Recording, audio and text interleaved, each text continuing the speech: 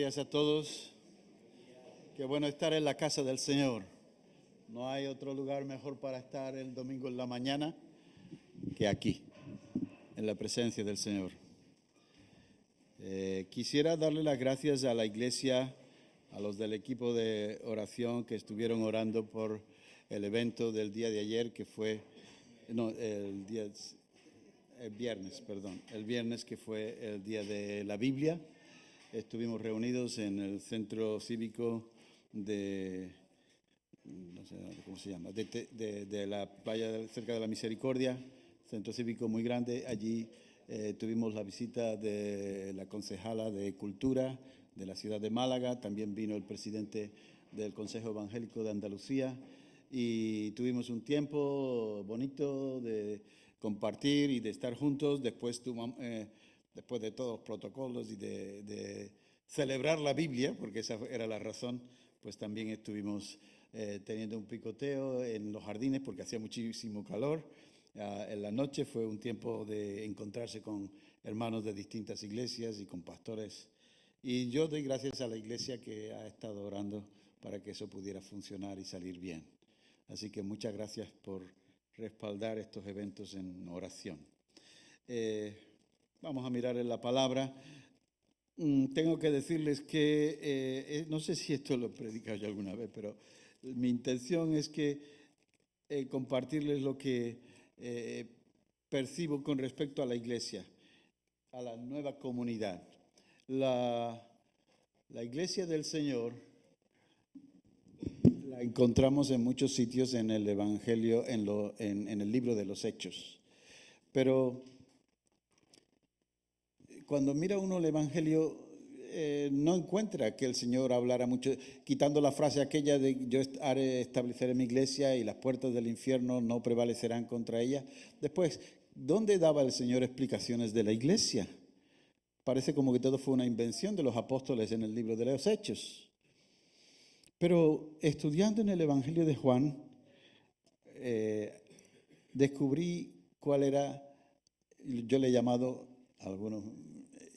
la protoiglesia, el origen, el comienzo de la iglesia. Ya estaba el Señor poniendo los fundamentos de lo que era la iglesia en los evangelios, ¿no?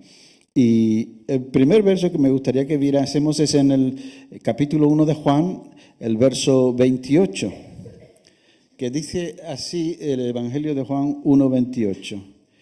Todo esto sucedió en Betania, al otro lado del río Jordán, donde Juan estaba bautizando. Así que el Evangelio de Juan nos dice que los eventos que estaba narrando sucedieron en Betania, al otro lado del río Jordán, donde Juan bautizaba. Bueno, y hay un comentario que me sorprendió mucho cuando lo estuve leyendo. Orígenes, uno de los padres de la iglesia, Orígenes de Alejandría, del 184 al 253 después de Cristo, hizo un viaje por toda la tierra de Palestina y buscó Betania. Y Betania no estaba al otro lado del Jordán y tampoco estaba tan cerca como algunos piensan de Jerusalén. No encontró Betania.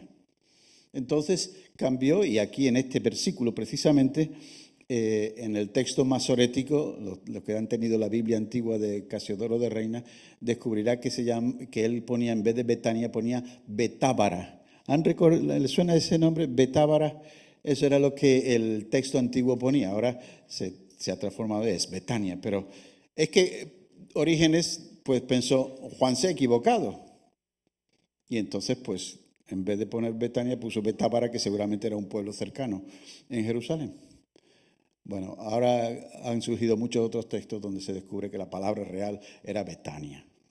Pero no se comprende muy bien porque Juan habla de Betania al otro lado del Jordán, pero también habla de Betania, que estaba a 3 kilómetros de Jerusalén. Y si miramos un mapa, pues no es así. Y es porque tenemos que entender que el Evangelio de Juan no es una biografía de Jesús, sino que es un evangelio teológico. Y entonces a Juan le daba lo mismo explicar que un pueblo estuviese a un lado o a otro, cuando lo que él quería era expresar un concepto. De hecho, el propósito de Juan era sencillamente convertir Betania en una figura en la que tiene un mensaje que transmitirnos. Igual que todos los eventos que Juan relata, no era, creo que son reales, pero no era para informar más, porque ya estaban publicados los otros 3 evangelios. Era para establecer teología, para establecer principios del reino.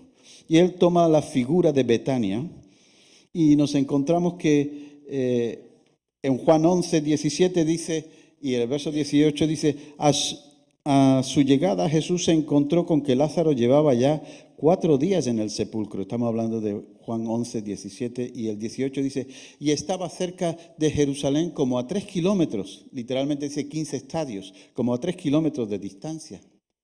¿Por qué eso? Pues sencillamente porque Betania es una figura que Juan utiliza para enseñarnos algo. ¿Y qué es lo que había en Betania? Hay otros 2 textos más, entonces ya lo miraremos, pero la intención es, en todo el Evangelio de Juan, él pone Betania en un lado, otra vez se pone Betania en otro, al otro lado del Jordán, otra vez se lo pone cerca de Jerusalén, con el propósito, y si los leen esos versículos, solamente hay uno. De todos los 4 o 5 versículos que hablan de Betania, solamente hay uno en que él no menciona otra cosa, pero lo interesante es que siempre allí en Betania estaba Jesús con los suyos. No había nadie más. Por lo tanto, ahí era donde él se retiraba de Jerusalén. Cuando salía de Jerusalén se iba a Betania con los suyos y con nadie más. Esa era la parte íntima, esa era la parte pequeña. Y allí estaba poniendo el Señor la semilla de lo que iba a ser la nueva comunidad. ¿Y qué es lo que encontramos en Betania? Pues en Betania básicamente había 3 personajes. Marta, María y Lázaro. Y esas 3, junto con todos los discípulos de Jesús, formaban la nueva comunidad que el Señor estaba estableciendo. Ahí no entraba nadie que no era de la comunidad. Era el tiempo íntimo. ¿Saben? Y Marta era una persona muy activa. Entonces, se nos dice el texto que Marta estaba siempre trabajando. Un día están el Señor, sus discípulos allí, y Marta servía. Pero María, la hermana de Marta, estaba a los pies de Jesús. Una actitud de adoración, postrada, escuchando su voz. Hasta que Marta, ya cansada, le dice, Señor, dile a mi hermana que me ayude, que ahí estáis sentada con toda la tarea que tengo que hacer. El Señor le dijo, Marta, Marta, estás muy liada, muy complicada. Una cosa sola es necesaria. Estás muy afanada, pero una cosa es necesaria. ¿Y cuál era la cosa necesaria? Comer de la palabra de Dios.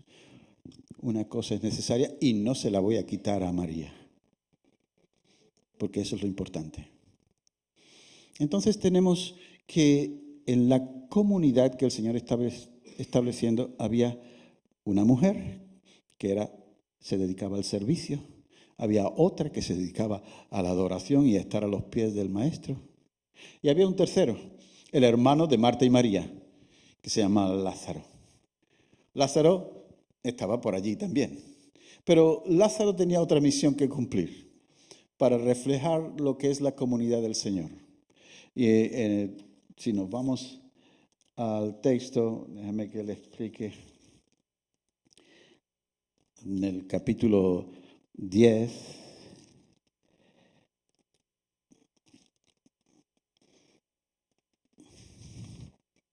verso 29, dice así. Pero que tengo tanto subrayado que no lo veo. Mi Padre, el que me ha dado, es más grande que todo.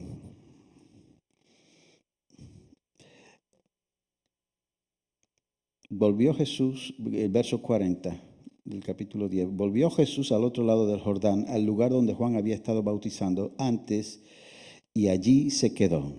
Cuando ya los judíos, Juan cuando habla de los judíos no está hablando de todo el pueblo, estaba hablando de los gobernantes. Cuando los gobernantes lo rechazaron, tomaron la decisión de eliminarlo, porque pensaban que iban a perder el templo. Pues entonces el Señor tomó la decisión de marcharse y cruza al otro lado del Jordán donde había estado Juan bautizando. Dice el verso 41, mucha gente acudía a él y decía, aunque Juan nunca hizo señal ninguna milagrosa, todo lo que dijo acerca de este hombre era verdad. Y muchos en aquel lugar creyeron en Jesús. El hecho de cruzar el Jordán de la tierra prometida a la tierra de gentiles es símbolo del cruce del Jordán por Josué. Pero Josué entraba en la tierra de bendición. Ahora el Señor sale porque le han rechazado y se va a ir a todo el mundo. Y ese traslado, ese cruzar al otro lado del Jordán para irse a la tierra de los gentiles es sencillamente la decisión de alcanzar a todos, porque el Evangelio no era solamente para los judíos, sino para todos nosotros. Y él cruza y dice el texto que muchos en aquel lugar creyeron en Jesús. El Señor y la comunidad hacen evangelismo y alcanzan a muchos y muchos milagros. Pero tenemos un pasaje en el capítulo 11 que se nos dice que, que Lázaro estaba enfermo y que Lázaro muere y el Señor no ha ido a visitarlo. Se esperó sabiendo que estaba más grave, pero dice el capítulo 12, 6 días antes de la Pascua, en el capítulo 11 se nos dice que Jesús, el verso 1, había un hombre enfermo llamado Lázaro, capítulo 11, verso 1, que era de Betania, el pueblo de María y Marta, sus hermanas. María era la misma que ungió con perfume al Señor y le secó los pies con sus cabellos. Las dos hermanas mandaron a decirle a Jesús, Señor, tu amigo querido está enfermo. Jesús amaba, dice el verso 5, Jesús amaba a Marta y a su hermana y a Lázaro. A pesar de eso, cuando oyó que Lázaro estaba enfermo, se quedó 2 días más donde se encontraba y después dijo, vamos a Judea. Y va a Judea el Señor. Y cuando llega, se encuentra que Lázaro no es que esté muerto, Lázaro ya está enterrado. Y Marta se entera que el Señor se acerca, que está fuera del pueblo, sale corriendo a recibirlo. Si hubieras estado aquí, mi hermano no habría muerto. Porque te ha tardado tanto. No le dijo eso. No le hizo reproche, pero es cierto reproche. Mi hermano hubiese muerto. Marta, yo soy la resurrección y la vida. Sí, yo sé que mi hermano va a resucitar en el último día cuando todos los muertos resuciten. No, te equivoques. Yo soy la resurrección y la vida. Y entonces, llévame donde está. Y van, le informan también a María. María sale corriendo, la gente dice, va a llorar al cementerio. Y se encuentra allí con Jesús y llora. Y el Señor se conmueve y llora también.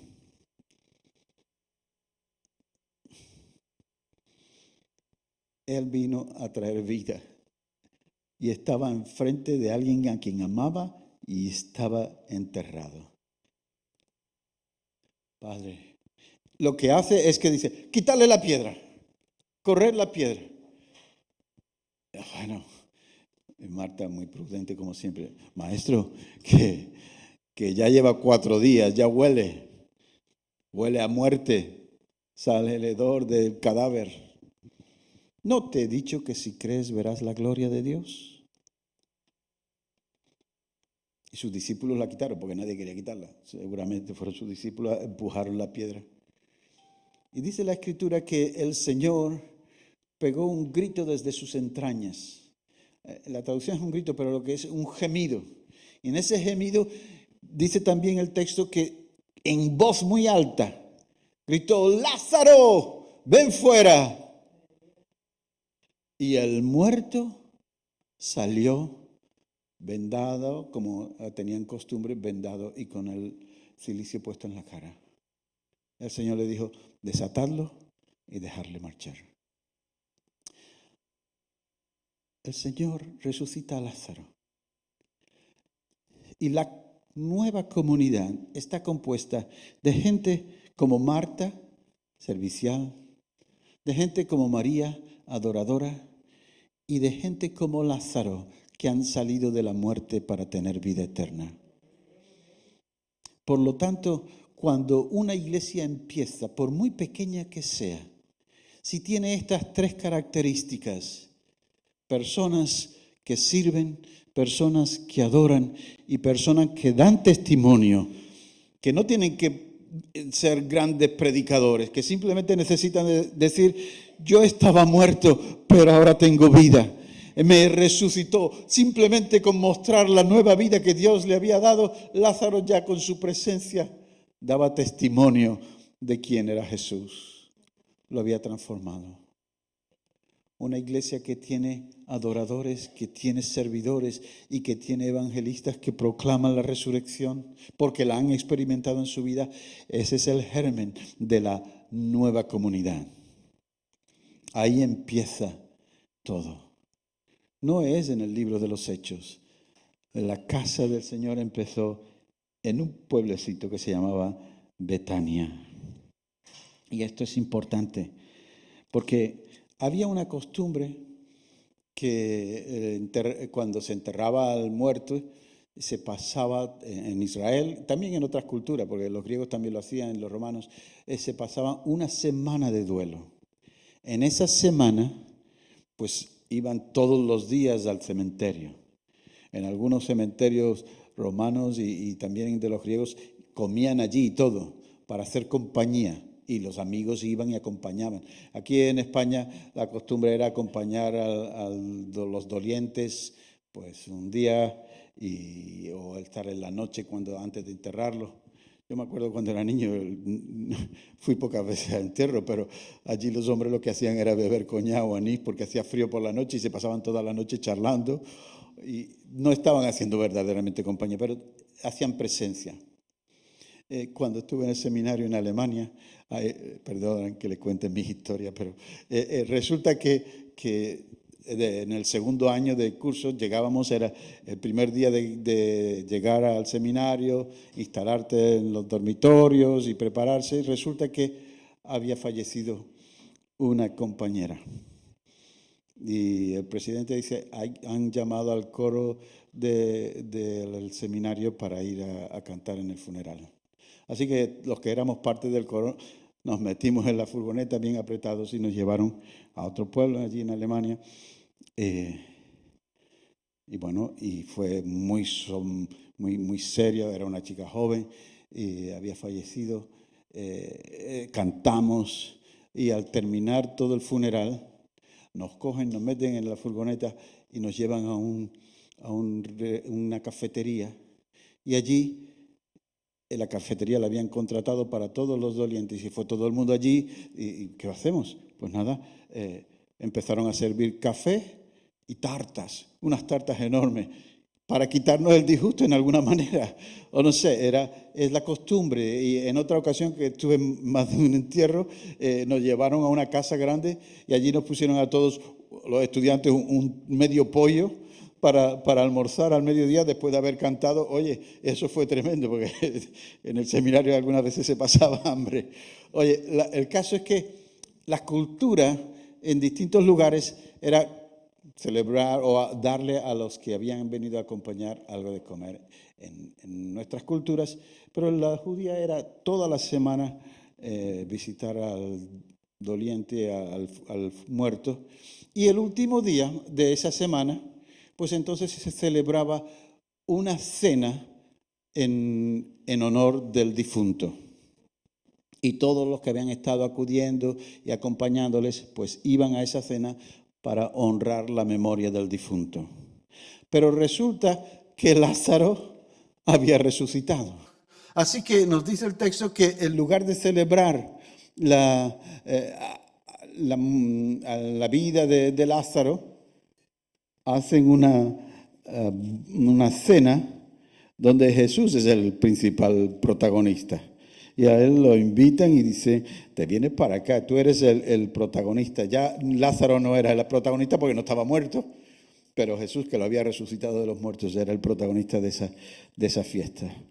6 días, capítulo 12 de Juan, 6 días antes de la Pascua, llegó Jesús a Betania, donde vivía Lázaro, a quien Jesús había resucitado, y allí se dio una cena en honor de Jesús. Marta servía, y Lázaro era uno de los que estaban a la mesa con él.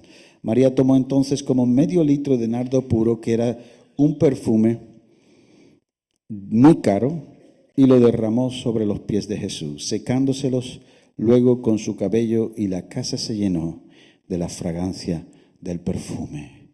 En pocas palabras, ahora el que iba a ser honrado es Jesús. Allí se da una cena en honor de Jesús y ahí tenemos las características. Marta servía, Lázaro estaba presente, estaba dando testimonio de la realidad de lo que Dios puede hacer, lo que Jesús hizo. A mí me resucitó de entre los muertos. Y María se acerca y dice el texto, tomó entonces como medio litro de nardo puro. En otras palabras, de nardo muy espeso, muy auténtico, porque era muy caro la esencia de nardo. Y ella coge un tarro de medio litro y se lo echa a los pies. En el Evangelio de Juan y en el Evangelio de Lucas se menciona que ungieron, el Evangelio de Juan y el Evangelio de Marcos, que ungieron los pies de Jesús. Y en el de Mateo y Lucas, que le ungieron la cabeza. Bueno, lo que está diciendo es aquí que ungen a Jesús con nardo puro, la que estaba encargada de adorarlo, la que le encantaba estar a sus pies. ¿Y eso qué significa? Eso nos habla de el Cantar de los Cantares, capítulo 1, verso 2, cuando habla de el perfume de nardo puro, que es todo lo contrario a lo que Marta pensaba que iba a salir de la tumba. De la tumba iba a salir un olor a muerte. Pero ahora la casa se llena del perfume que Jesús llevaba, porque le ungió los pies. Esta María, en pocas palabras, lo estaba adorando. Y la iglesia no cumple hasta que no nos ponemos a sus pies y le adoramos en espíritu y en verdad. Y cuando adoramos al Señor en espíritu y en verdad, cuando damos testimonio de la resurrección y cuando servimos al prójimo, estamos siendo la iglesia, sin adjetivos, sin otro nombre más por detrás. La iglesia que sirve, que adora y que testifica. Y nos encontramos con que esta María unge al Señor, porque el Cantar de los Cantares es un libro acerca de la pareja y la iglesia es la novia del Cordero. Y la iglesia tiene que ungirle los pies y le secó los pies con su cabello. También en el Cantar de los Cantares se nos habla de que cuán hermosos son tus cabellos, amada mía, porque le estás secando. Y dice el texto en el Cantar de los Cantares, mi nardo dio su fragancia y adoró y amaba al Maestro. Si nosotros queremos ser iglesia, sin adjetivos, la iglesia, tenemos que aprender que tenemos que Entre nosotros tenemos que ser evangelistas, es decir, compartir la resurrección de Jesús, adoradores y servidores. Y esas tres características nos convierten verdaderamente en iglesia. No es tanto la doctrina, sino que somos de los que adoran a Jesús. No es tanto la doctrina, sino que somos de los que sirven a otros. Y no es tanto la doctrina, sino que nosotros le adoramos, le servimos, sirviendo a otros, y le ungimos. Miren, ungir al Señor es una cosa extraña, porque ¿saben lo que significa Mesías? Ungido. Cristo, ungido. Eso es, la palabra Cristo es en griego, Mesías en hebreo, y significa el que es ungido, el que tiene la unción. Y por eso la iglesia le ungió los pies. Pero al secárselo con sus cabellos, María estaba también recibiendo el perfume, no de los pies del Señor, pero también el perfume de nardo sobre su cabeza. Y ese olor, esa fragancia, dice el texto, se extendió por toda la casa, el olor del perfume. Hay un olor que tenemos que discernir. Nuestras vidas huelen a cadáver, y eso significa que estamos todavía andando en la vida natural sin llevar el perfume de Cristo. O estamos andando en el Espíritu. Porque el perfume no es algo que se toca. Bueno, allí estaba como una fragancia, pero cuando se llena la habitación del perfume es el olor. Algo que se percibe, pero que no se puede ver, pero se nota el olor.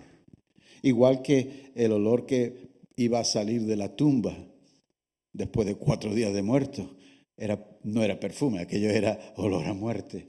Pero el perfume de nardo es olor de primavera, es olor de resurrección.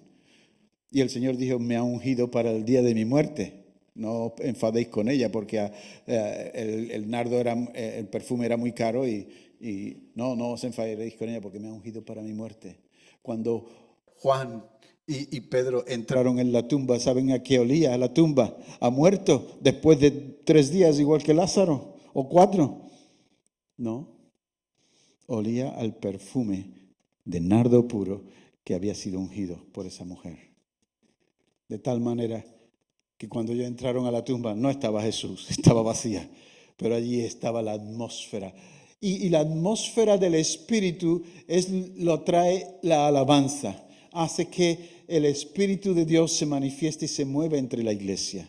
Y eso es lo que necesitamos percibir. Cuando otros vienen y notan, aquí huele diferente, y no es porque hayamos echado el spray. Aquí huele a alabanza, a adoración, a gente que está en comunión, están a los pies del Maestro. Entonces algo notan la presencia del Espíritu. Pero si además le adoramos en espíritu y en verdad, y si además damos testimonio del poder de la resurrección, Él nos resucitó. Dice la Escritura que nos trasladó del reino de las tinieblas al reino de su amado Hijo Jesucristo. Tenemos algo que contar. Y además tenemos ese espíritu de servicio que tenía Marta. Oye, la gente se siente cómoda. Hay algo aquí que vale la pena. Pero si no, somos simplemente un grupo más, una iglesia más. Tenemos que darnos cuenta que tenemos que permitir que el perfume del Espíritu se note entre nosotros. De hecho, de esta cena que tuvo 6 días antes de la Pascua, Señor, Marta servía, Lázaro era uno de los que estaba a la mesa. María tomó entonces medio litro de nardo puro, que era perfume muy caro, y lo derramó sobre los pies de Jesús, secándoselo luego con sus cabellos, y la casa se llenó de la fragancia del perfume. Amados, esa es la iglesia. Y después, cuando los apóstoles empezaron a predicar y empezaron a reunirse, se reunían por las casas, pero llevaban ese perfume. ¿Y saben qué? Lo interesante es que era lo normal compartir la mesa. Cada vez que se reunían, partían el pan con alegría y sencillez de corazón. Tomaban el de la copa y el evangelio iba creciendo y extendiéndose.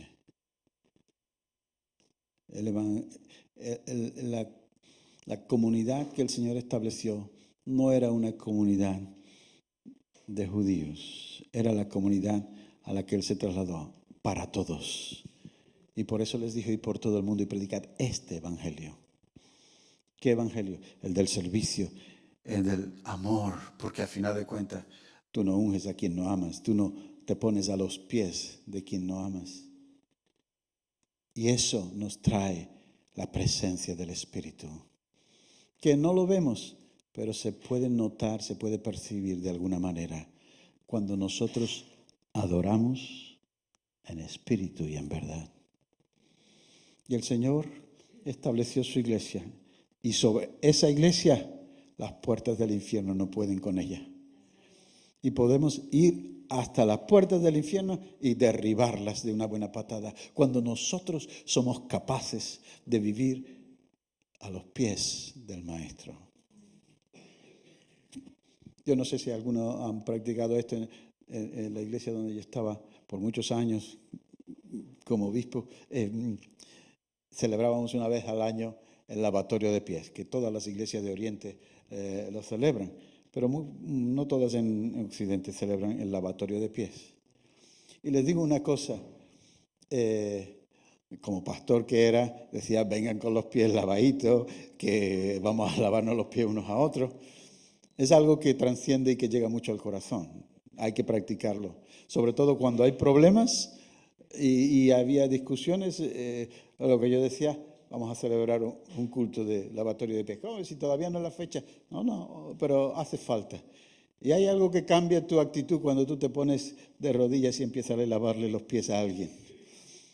Y les digo una cosa: hay algunos que no se lavaban los pies para venir ese día.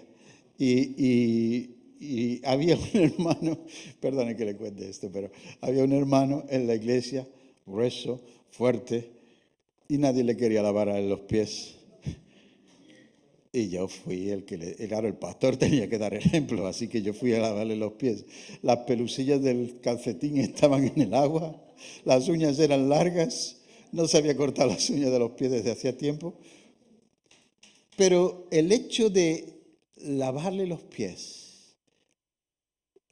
por amor al Señor, yo por amor a Él, a mí me quebrantó, pero es que Él no paraba de llorar.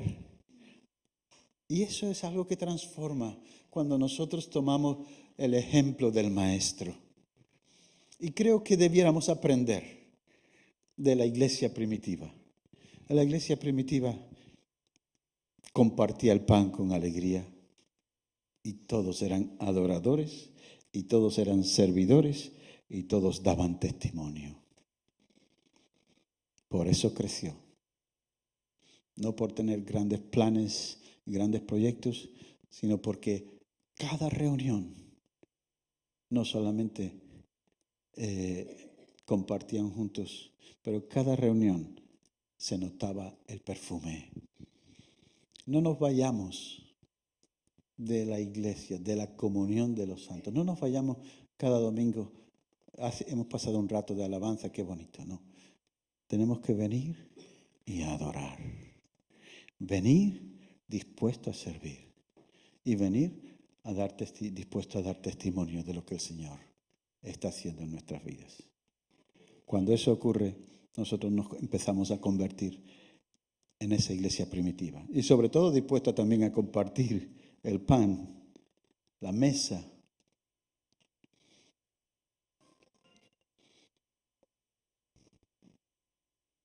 ¿Qué hacemos? Yo no he hablado con los músicos, yo no he hablado con el pastor, pero creo que lo que deberíamos hacer es tomar la decisión de convertirnos en una iglesia de adoradores. Hasta que el perfume se derrame saliendo de nuestro corazón y le digamos, Señor, es que tú tienes derecho que nosotros estemos a tus pies y que te adoremos porque lo mereces, porque nos compraste con tu sangre, porque transformaste nuestra vida. ¿Saben una cosa? No les gustó a los judíos, según Juan, a los líderes políticos, no les gustó que Lázaro volviera a la vida. Y trataban de matar a Jesús y también a Lázaro. Lógico, cuando uno ha vuelto de la muerte ya no tiene miedo a la muerte. Y cuando uno ha experimentado la vida está dispuesto a dar la vida por el Maestro. Por eso es que esa gente creció y se multiplicó y llegaron hasta lo último de la tierra. El Señor los usó y en menos de 100 años el mundo conocían cómo era el nombre de Jesús, quién era Jesús. Hubo 300 años de persecución y de hogueras y de perseguir a los cristianos y de torturarlos y de echarlos a los leones. Pero como decía el santo, la sangre de los mártires es la semilla de más gente que viene a adorar y a postrarse delante de Jesús. Y nosotros tenemos que aprender eso. Si estamos dispuestos a pagar el precio. Algunas veces nos cansamos, eso de estar cantando mucho tiempo. Pero no importa si cantas bien o no, lo importante es si adoras. Y adorar es darle la gloria que se merece, honrarlo y ponernos a sus pies. Simplemente amarlo. Amarlo.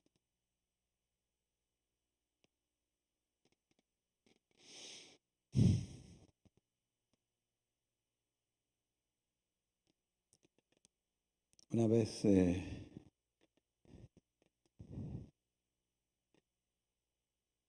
tomé a mi esposa, habíamos tenido un conflicto y al volver a casa le dije, siéntate un momento, cogí un lebrillo y una toalla y le lavé los pies a mi mujer. Y ella, pues vale, lo aceptó. Yo pensaba que después ella me lo iba a lavar a mí, porque los dos nos habíamos puesto, pero no lo hizo. Ah, gracias, ya está. Yo hice lo que el Señor puso en mi corazón.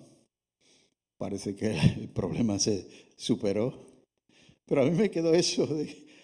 A mí no me lavó ella los pies.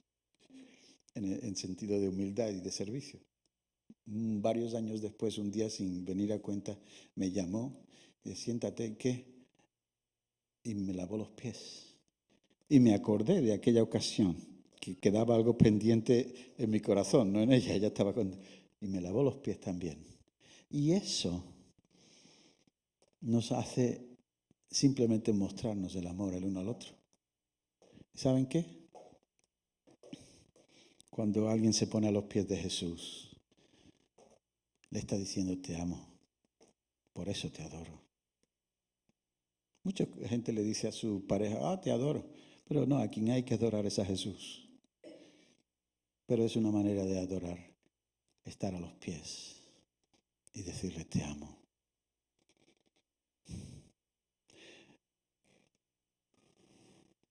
Vamos a adorar un poquito, ¿vale?